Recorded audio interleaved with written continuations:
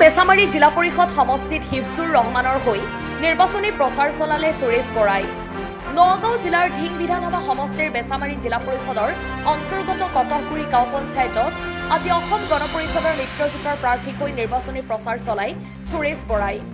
44 নং কটহগুৰি গাঁও পঞ্চায়তৰ 3 নং ৱাৰ্ড সদস্যা নিৰ্দলীয় প্ৰাৰ্থী সুলতানা মেৰিনা ইয়াছমিনৰ বাসগৃহত অনুষ্ঠিত হোৱা নিৰ্বাচনী সভাখনত বিজেপিৰ অসম ৰাজ্যিক কাৰ্যনিৰ্বাহক সদস্য সুৰেশ বৰাই কংগ্ৰেছ আৰু AITFক সুৰথাৰ সমালোচনা কৰি ৰাইজক চৰকাৰৰ পক্ষত থাকি অসম গণ পৰিষদৰ মিত্ৰজোঁটৰ প্ৰাৰ্থীক হাতীৰ ছবিত আৰু বিজেপিৰ প্ৰাৰ্থীক পদুম ফুলৰ ছবিত ভোট দিবলৈ ৰাইজক আহ্বান জনায়। আজিৰ এই নিৰ্বাচনী সভাখনত 7 নং বেছামাৰী জিলা পৰিষদৰ মিত্ৰজোঁটৰ প্ৰাৰ্থী হিফজুৰ ৰহমান, 44 নং কটহগুৰি গাঁও পঞ্চায়তৰ আঞ্চলিক সদস্য পদৰ প্ৰাৰ্থী আছানুৰ ৰহমান আৰু 3 নং ৱাৰ্ড সদস্যা নিৰ্দলীয় প্ৰাৰ্থী সুলতানা মেৰিনা ইয়াছমিনৰ লগতে প্ৰায় সহস্ৰাধিক ৰাইজ উপস্থিত আছিল। টুকটুকিৰ পৰা জালালুদ্দিন আহমেদৰ ৰিপৰ্ট, বটদ্ৰা লাইভ।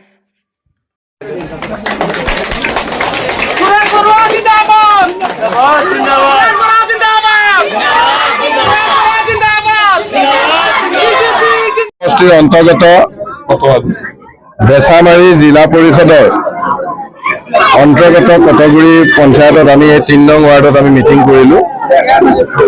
আপোনালোকে পাইছে বহু ৰাইজ ইয়াত গোট খাইছে, বিশেষকৈ মহিলাসকল ইয়াত গোট খাইছে।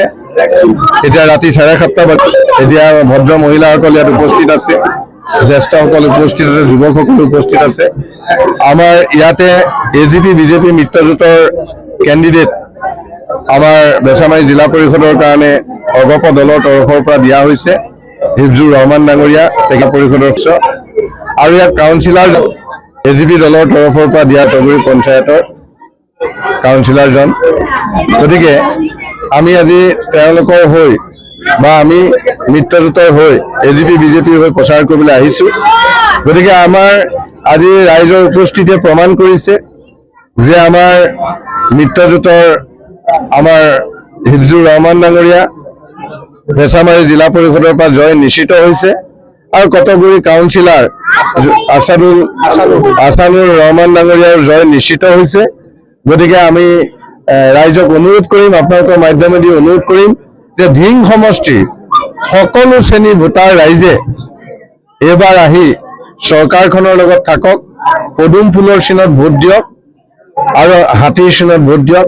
তাকে আমি আহ্বান কৰি ৰাইজৰ পৰা আমি আশীষ বিচাৰিছোঁ আৰু আমি আশা কৰিছোঁ যে ডক্টৰ হিমন্ত বিশ্ব শৰ্মা ডাঙৰীয়াৰ নেতৃত্বত থকা আমাৰ যি চৰকাৰ, বিজেপি চৰকাৰখনৰ লগত ঢিং সমষ্টিও চামিল হ'ব এবাৰ আৰু 26তো ঢিঙৰ ৰাইজে বিজেপিক জিকাব আৰু এতিয়াও বিজেপি AGPক জিকাব, এইটোৱে আমি আশা কৰিছোঁ।